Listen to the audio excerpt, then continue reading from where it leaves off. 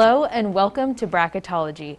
I'm your executive producer, Isabella Hamlin, and today we are talking all things basketball. So if that interests you, stick around. It's going to be a good show.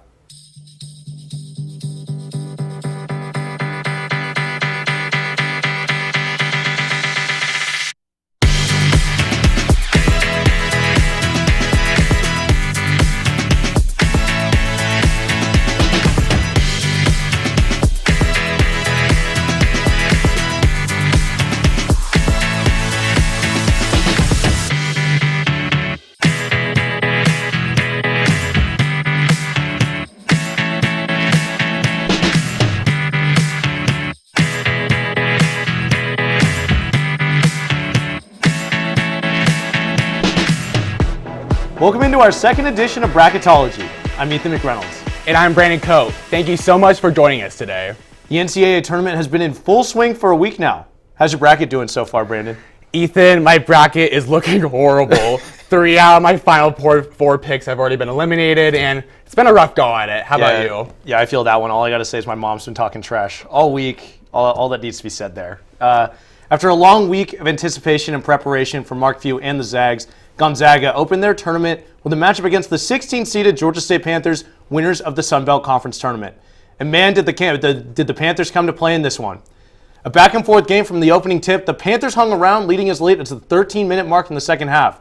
But the Zags were able to pull away, led by Chet Holmgren's 19 points, 17 boards, and 7 blocks to win this one 93-72.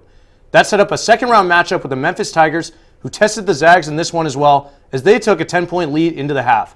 But Drew Timme came out firing after the break, putting up 21 of his 25 points in the second half as the Zags won a nail-biter 82-78 to advance to the Sweet 16. Here's Coach Few after the emotional win. Wow, what a heck of a ball game, man. Both teams just competing their tails off. It's probably as physical a game as we've been in all year, but man, I'm just so proud, and I just love the fight because we had to dig very, very deep, but the way we came out fighting in the second half, I thought was more who we are. And then we just did a great job down the stretch executing all our late game stuff. The Gonzaga women's basketball team came out of the first round victorious. Kaylee Chung led the team with 20 points, advancing Gonzaga to the second round to play against the one-seeded Louisville Cardinals. However, Louisville and Haley Van Lith's 21 points were too much for the Zags to handle, as the Cardinals won 68-59. Here's Gonzaga's head coach Lisa Fortier's reaction after the loss. I love coaching our team, and I thought they really battled today. I think that's part of the reason why I love coaching them. They are just a bunch of fighters, and Louisville did a great job of starting both halves, and that just became too much for us to overcome. With the tournament fully in motion, the GUTV bracketology rankings have shifted significantly. Let's send it over to GUTV analyst Carter Culver to find out whose brackets are busted and who's rising to the top. Carter? Thanks, guys. So far, everyone has been killing it in the bracket department, but here are the few that have separated themselves from the crowd. The top 3 overall are led by Kathy Mashew with a whopping 198 points. She's followed closely behind with a tie at 196 points between Annie Penwell and making a top 3 appearance for the second consecutive year, Jessica Boshi. Comfortably leading our alums is second overall Annie Penwell with her 196 points. She's trailed by Joe Redding with 189, then Wiley Post with 186. Our number 1 overall, Kathy Mashew, sits at the top of the Friends and Family section with her 198 points. Showed closely by second overall, Jessica Boshi, and then rounded out with the best of the McReynolds family, Gina McReynolds at 194 points. Lastly, we have the student section, headlined by 2 of our very own GUTV members. Somehow, someway, Ben Schilling is on top at 185 points, and Tommy Sandmeyer is right behind him in a tie for second at 184 points with Colin O'Grady. All I have to say about that is someone else had to have been making Ben and Tommy's picks for them, but that's just me. Anywho, with the first 2 rounds wrapped up, things will only continue to heat up for the rest of bracketology, starting with the Sweet 16 tonight. Wishing luck to everyone whose brackets are still alive, and as always, go Zags. Back to you, Brandon. Thanks for the update, Carter. How's your bracket holding up in the standings? Well, Brandon, as a wise man once said, you win some, you lose most. Well said, Carter. The NCAA recently changed the name, image, and likeness rules for college athletes, a change that's already being seen in the world of basketball and at Gonzaga. Our reporter Nathan Gustafson has more. In July of 2021, the NCAA made the decision to allow its athletes to profit off their name, image, and likeness. But what exactly is NIL? And how might college sports evolve moving forward because of it? GUTV decided to take a deeper dive into this new era of college athletics. Hey, thanks again for letting me stroke your mustache, Drew. Actually, you sort of caressed it. Consider this the new normal. What is it? A rabbit's foot. You serious? What's the concern?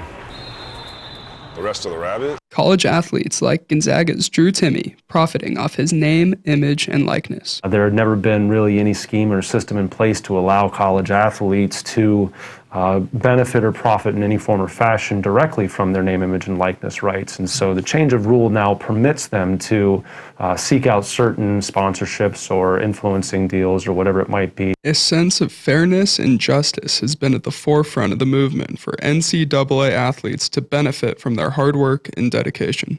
Something Gonzaga head coach Mark Few brought up this summer in a committee meeting with the U.S. Senate. And these changes are long overdue. All athletes deserve to use their own name, image, and likeness in commercial endorsements and on social media. And I am very much in favor of them profiting as much as they possibly can from this. They should be able to run a camp using their own name, sign autographs for money, or profit off their popularity on Instagram or TikTok. The players generate so much revenue, and they deserve to be compensated for what they do, and them making money off their names, I think, is a fair compromise between the schools actually paying them directly. Emilio Vargas works on the Gonzaga Athletics marketing team.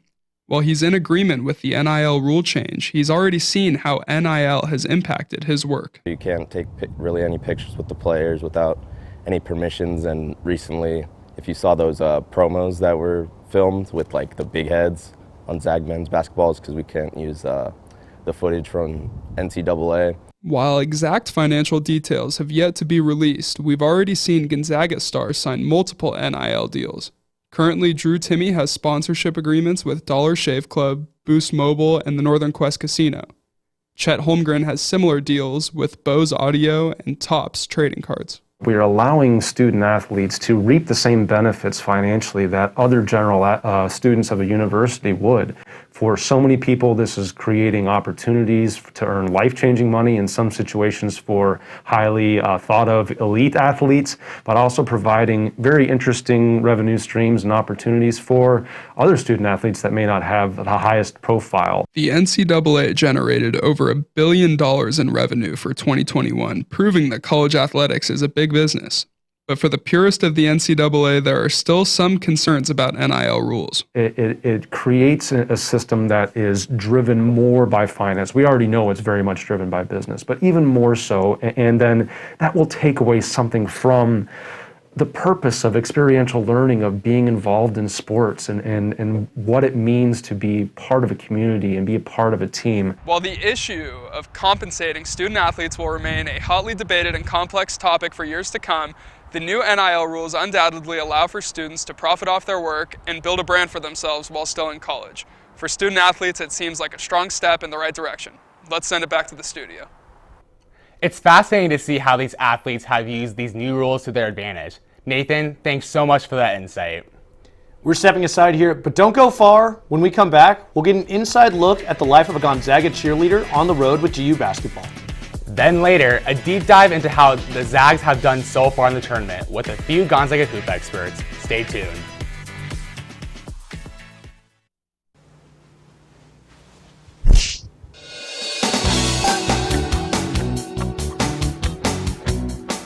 Litter captain, the world needs you. You know what to do. I'm on it.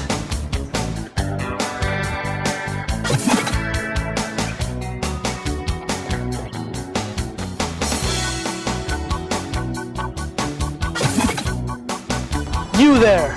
Not the litter, Captain! Don't litter, or I'll be bitter.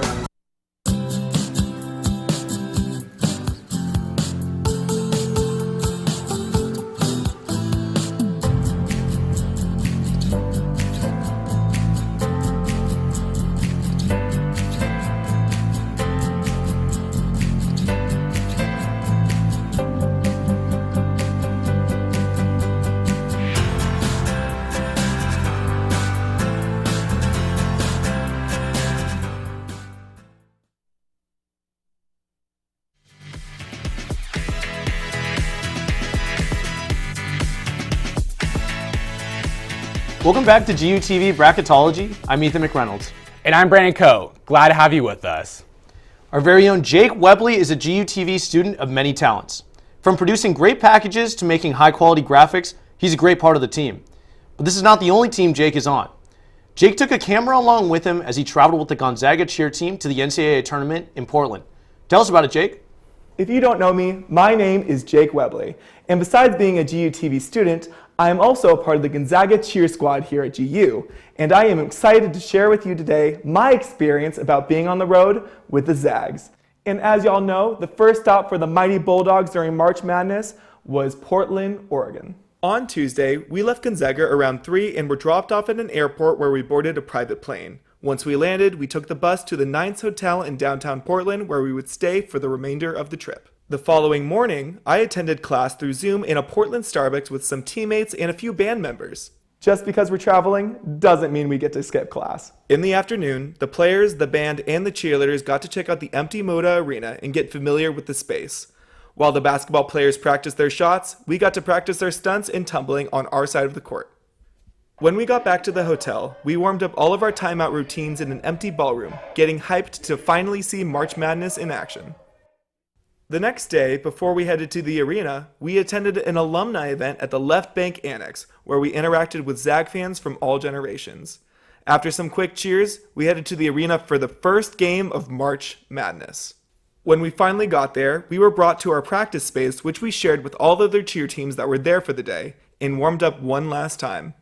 Heading to our side of the court was both exciting and intense, with lights and sounds coming from all angles, which only got crazier as the game progressed.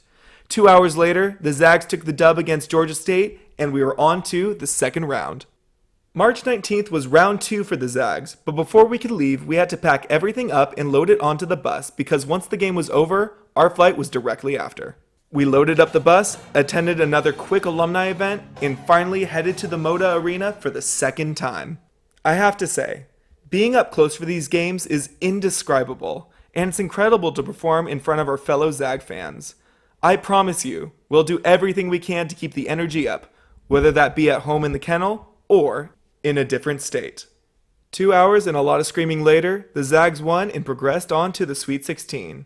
We loaded onto the bus, onto a plane, and we finally made it home around 1:30 on Sunday morning.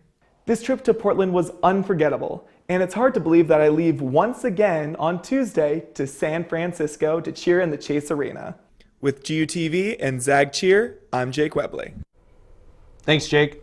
Next up, Arielle Clayborn is sitting down with our bracket experts to hear some reactions to the first week of the tournament. Let's hear what insight they've got for us this week. Arielle?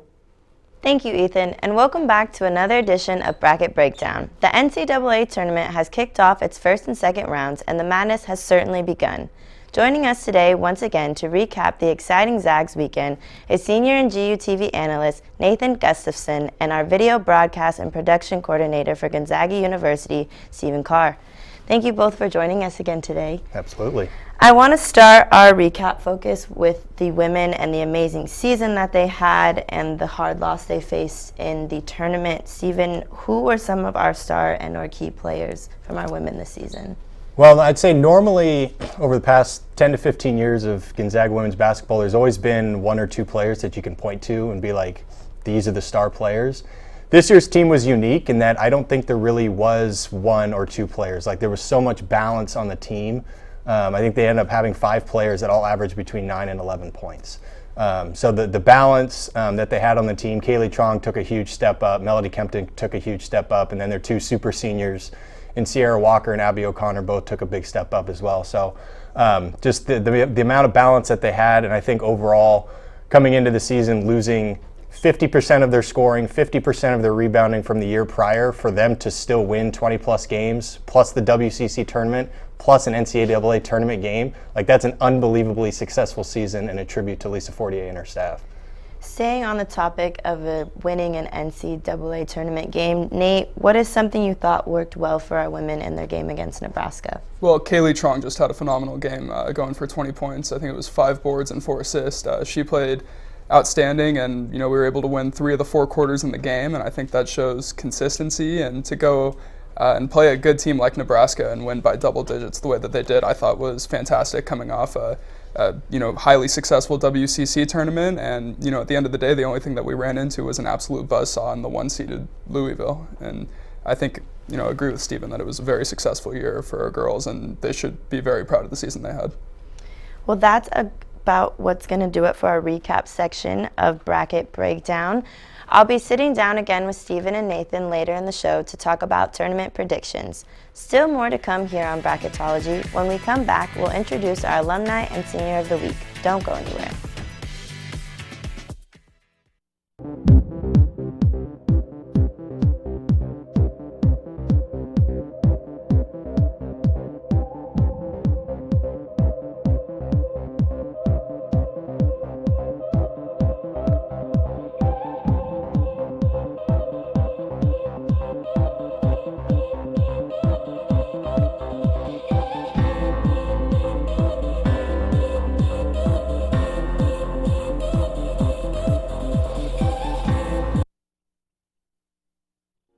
Oh my God, yes, I love going to Zags games. It's one of my favorite things to do. We kind of like to get dressed up a little bit, but nothing too crazy, just kind of some fun like school colors every once in a while to show school spirit. I guess we do makeup sometimes, but it's usually pretty like every day, like, just like kind of like cute going to class, or like a toned down kind of Friday look, nothing too crazy at all. After outfit and makeup, like, we don't really do that much. We don't want to like use up all our energy before the game, so we don't really do that much to get hype. We love our Zags. Go Zags! Woo!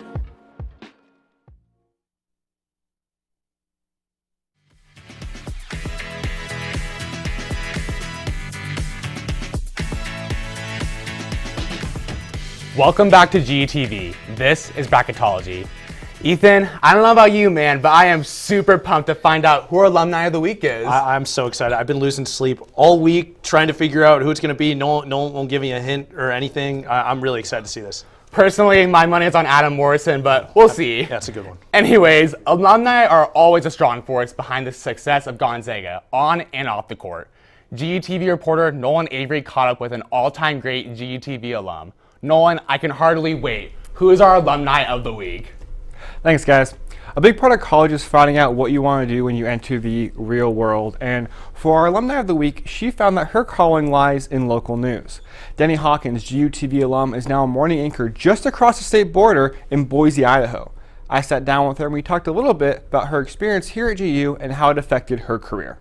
I was supposed to meet with the Department of Journalism, or the head of the journalism department, and she was out sick that day. So on a whim, they were like, hey, like, you could talk to the head of our broadcasting department. He's in. And I was like, well, I don't really know if I want to do broadcasting, but sure, I'll meet with him anyways. And long story short, I walked out of that meeting probably 45 minutes later, and I was like, I think I want to go to Gonzaga. I think I maybe want to major in broadcast journalism. The person that meeting was with was former GU professor Dan Garrity. You could see not just the look in Deni's eyes when I started describing, the program, the possibilities, but I was also taken by how her father reacted. And he knew, of course, better than anybody what her potential was. At the time when I was there, they would send out a tweet on like Tuesdays at 12:15 during lunch when no one was in class. And then everyone would run to a specific location to get in line. Maybe they've updated the technology on that now, but we would be, running with our like camera or our phone, trying to videotape people running to get footage for the story. So, those kinds of things are just so fun because they're some of my fondest memories on campus in general. Deni had a great time at GUTV. In fact, she still sometimes gets emotional about it. I actually found a hard drive with almost all of my old GUTV packages not long ago, and I was watching them. First of all, I was terrified at how awful I was back in the day, but you got to start somewhere, right?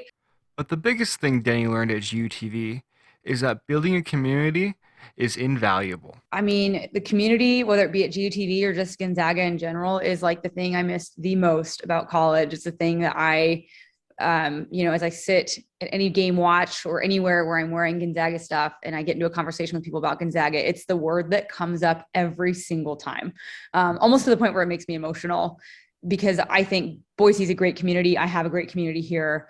But the sense of community at Gonzaga, the sense of community at GUTV has really inspired me to like prioritize community in my new world. So, it's like I'm in the grandstands watching Deni do her thing, and it's amazing.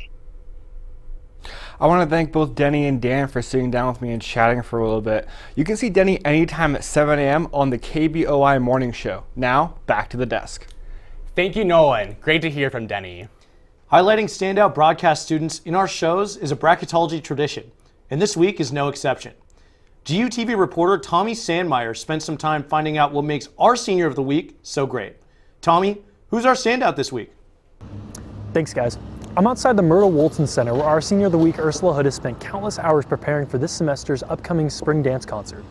Along with dance, Ursula Hood has also become one of the most admired figures in the broadcasting department, impressing students and faculty alike with her inspiring work.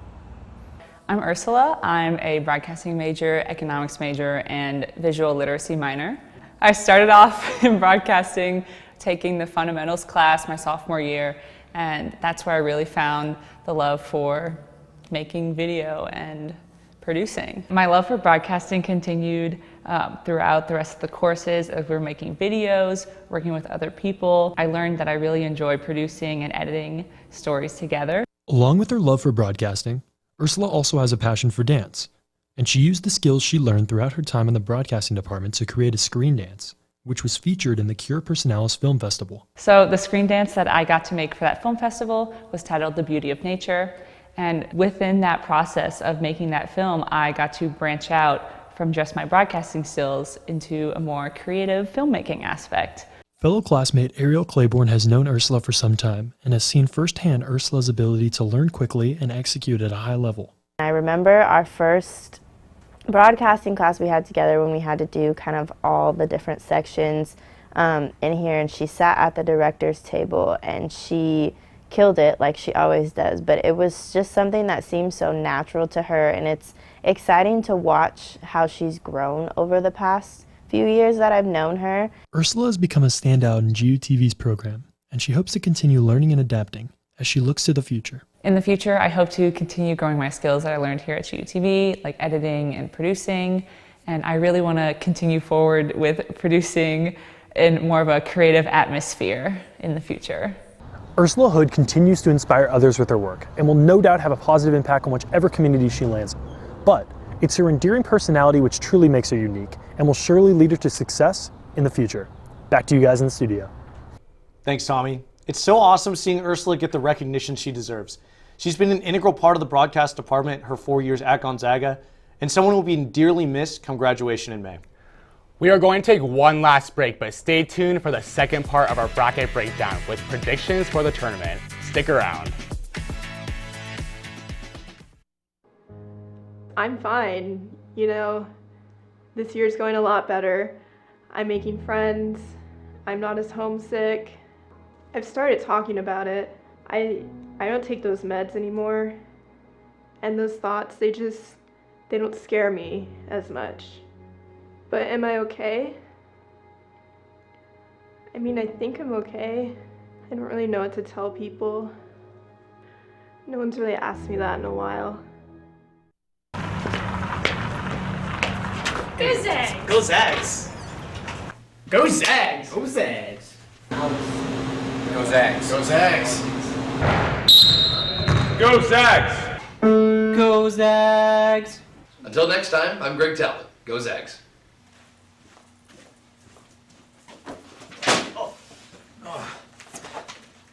Go Zags! Go Zags! Chances are you've walked right on past it, but the Next Gen Tech Bar is the new spot for your tech needs. Their new support center is by students for students.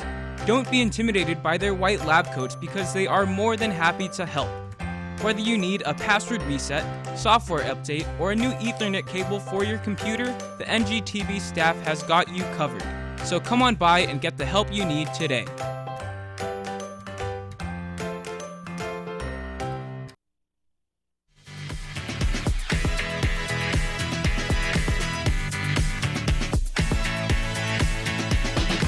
Hello and welcome back to Bracketology. I'm Ethan McReynolds. After 1 week of March Madness, there are a lot of games and scores to make sense of. To give us predictions and news for the tournament going forward, let's send it over to Arielle with our panel. Thanks, Ethan. The Gonzaga men's basketball team will face off against the University of Arkansas today, Thursday, March 24th. With so much on the line, the pressure for our Zags couldn't feel any more real. Kind of looking back at our games against Georgia State and Memphis, it seems that we've been really struggling with pace. Steven, how is pace affecting us right now? I would say pace is everything that Gonzaga does. And if you're playing against Gonzaga, you have to keep up with Gonzaga for 40 straight minutes and basically play 40 perfect minutes. It was actually a really good article that was written for Yahoo yesterday by Jeff Eisenberg, and he talked about Gonzaga's ability to play fast, basically for all 40 minutes, and he talked to like old players, old coaches, and Corey Kispert was the one that said like between like the 8 and 12 minute mark of the second half is when opponents just kind of start to break because you can't play that fast for that long, and that's basically what happened with Georgia State. They kind of broke the game open in the middle of the second half, and then there was a run that Gonzaga made in the middle of the second half against Memphis as well, where Memphis was just sucking air up and down the court because they were so tired. So if you're going to play against Gonzaga, you have to keep up for 40 straight minutes with the relentless speed that they play with, and not many teams can do that. Now, Nate, we've seen huge gameplay from Timmy, Chet, Nembhard, but who else should we expect to kind of boost our game up? Well, I think the player that we need to step up most is Julian Strother. He's 0 for 9 from 3 over the course of the first 2 games of the tournament. And he's been an outstanding basketball player all season. I think we're the only team in the country to have all 5 starters averaging double figures. I would fully expect Strother to bounce back, but in those moments in games when he goes cold, I would like to see Nolan Hickman and Hunter Salas, who I think are very deserving guards, maybe get a couple minutes here and there, bring that energy off the bench. But I think that we'll see Strother step up in these next couple games, and I think Roz is just going to continue doing what he's done all year and just be a pillar of consistency for our team. Steven, is it safe to ask if we are becoming a second half team? That's a good question. I think it goes back to what I was just kind of talking about is teams are able to play really well for 20 or 30 minutes against Gonzaga, but it's that last 10-minute stretch where they just kind of wear teams down. And I don't know if Arkansas has the depth or the interior size to kind of keep up with Gonzaga for 40 straight minutes, but I guess we'll find out tonight. Nate, what do you think the men are going to have to do consistently to keep up with Arkansas? Well, I think limiting J.D. Notae when Arkansas has the ball defensively, that has to be our number one priority. He's hands down their best player and has been all year. And then on the other end of the floor, Jalen Williams, all due respect to him, he's a very good basketball player, but I would expect much bigger games. Tough to say that coming off the second half that Drew had, but I think he's going to get it going a little bit earlier against Arkansas. I think you'll see the same thing from Chet. Jalen Duren is one of the premier post defenders in the country, and that Memphis basketball team was by no means some regular 9 seed. I actually think that this Arkansas game might be a little bit lighter on us than that Memphis game was. I think we're going to come out here and dominate this basketball game start to finish. Unfortunately, that is all the time we have for today. Thank you both again for joining us. And thank you all for joining me for our second edition of Bracket Breakdown, as we tune in with hopes to keep our brackets in play and our Zags in the tournament. Wishing nothing but the best of luck to our men's team. We'll send it back to the desk with Brandon and Ethan. Some great insight from Steven and Nathan. Thank you guys so much for being here. And just a reminder to tune in at 4:09 p.m. today, Thursday, March 24th, to watch the Zags take on Arkansas. I, for one, cannot wait. And remember to tune in to our 3rd and final edition of Bracketology on April 7th. From all of us here at GUTV, I'm Ethan McReynolds. See you next time. I'm Brandon Coate, and remember, Zags got dudes.